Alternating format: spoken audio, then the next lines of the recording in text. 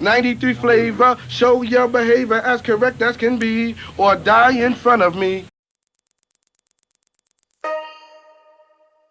Maxwell Dixon, born William Brewster Dixon III, March 4th, 1966, aka Grand Puba. In the early 90s, when hip-hop was still sharpening its teeth, few voices cut through like Grand Puba. A smooth-talking, 5%er influenced MC with equal parts wit, flair, and intelligence, Puba felt like he was built for stardom. Before the solo careers of group members became routine, he was already the standout, commanding attention on the mic, dominating features, and drawing eyes with his preppy fashion sense long before it became hip-hop's uniform. Grand Puba wasn't just a part of Brand Nubian, he was the gravitational pull of the group. And from the very beginning, people said if he ever broke off, he'd take off. Puba made his first industry appearance with Masters of Ceremony, a short-lived group that dropped one underrated album in 1988.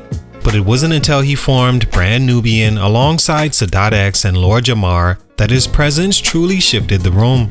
Their 1990 debut, One For All, remains a cornerstone of conscious rap, unapologetically pro-black, militant, and spiritual.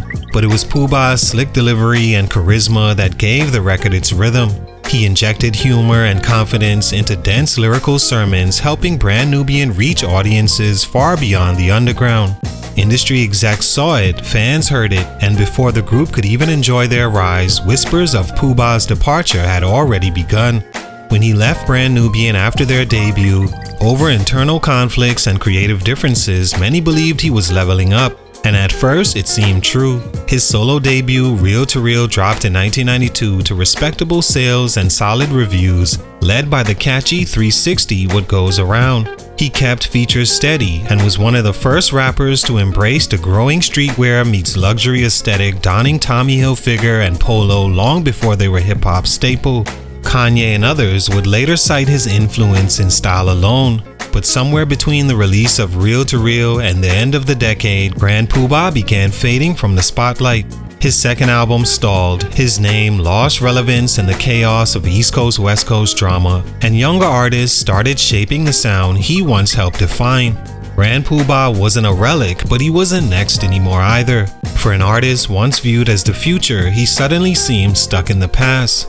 What changed wasn't his talent, but the times around him, the choices he made, and the evolution of a genre that doesn't wait for anyone to catch up. What happened? Let's talk about it. Salute to classic_soul_Sunday on IG for this request. It's your boy JC, Stunted Growth Music.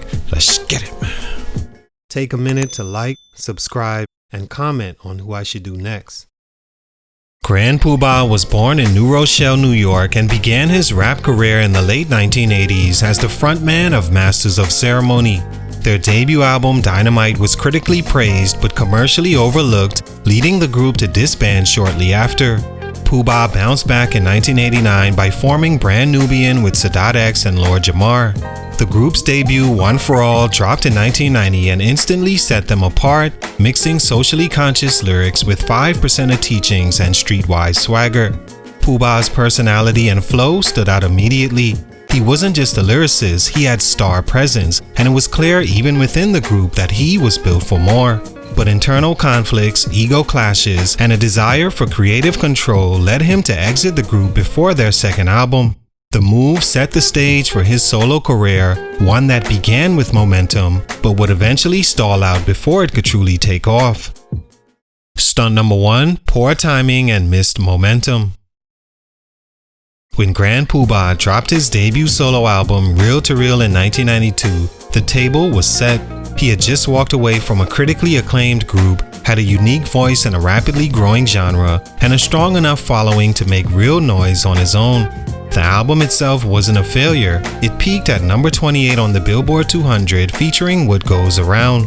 But the problem wasn't quality, it was timing. Puba left Brand Nubian right when the group's stock was rising, and while the move made headlines, it forced him to build something entirely new without the full foundation in place.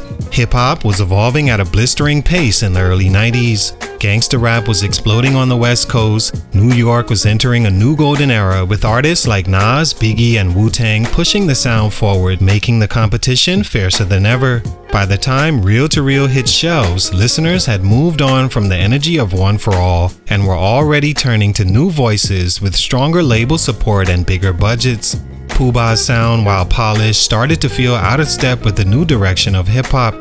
His mellow flow and laid-back production didn't match the urgency of the era, and rather than adapt or double down on what made him unique, he simply kept doing what he had always done, confident that his talent would carry him. But in a rapidly shifting genre, standing still is the same as falling behind. Grand Puba didn't necessarily make a bad album, he just didn't make one that made people stop and reset the room. He missed a moment to redefine himself, and that window wouldn't open again so easily. Stunt number 2, lack of artistic evolution. One of Grand Puba's greatest strengths early on, his smooth flow, clever wordplay, and conscious lyrics ironically became part of what held him back as the genre around him began to morph. Hip-hop was never static. From boom bap to mafioso rap to backpack rap and beyond, evolution is the currency.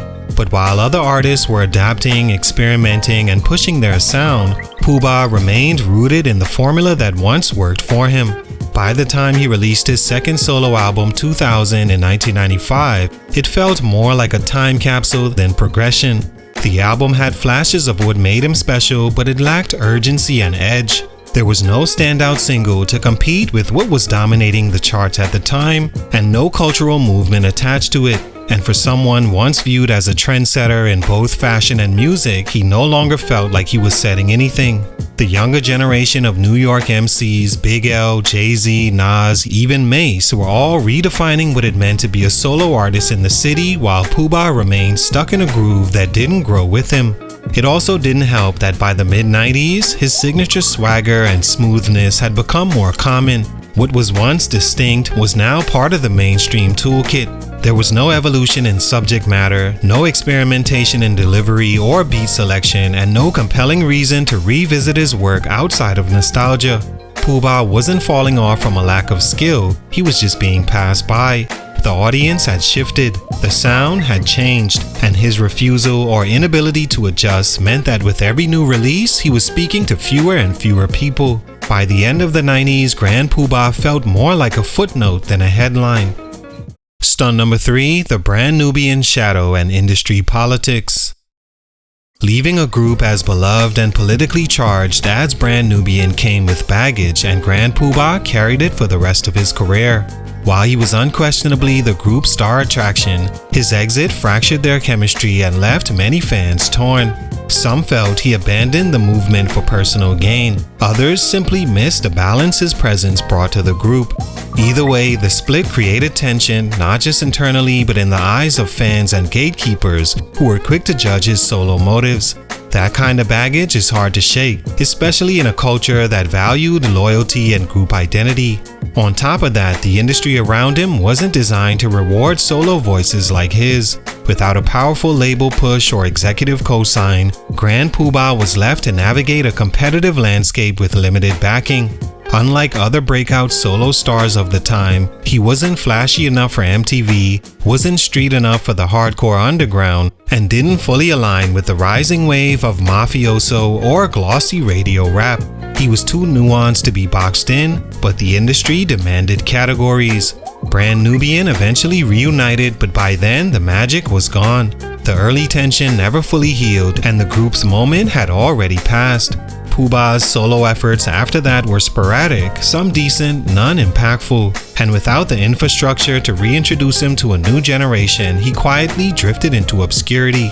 In a different era, Grand Puba might have thrived. In the right system, with better timing and support, his charisma, lyricism, and fashion-forward image could have made him a legend.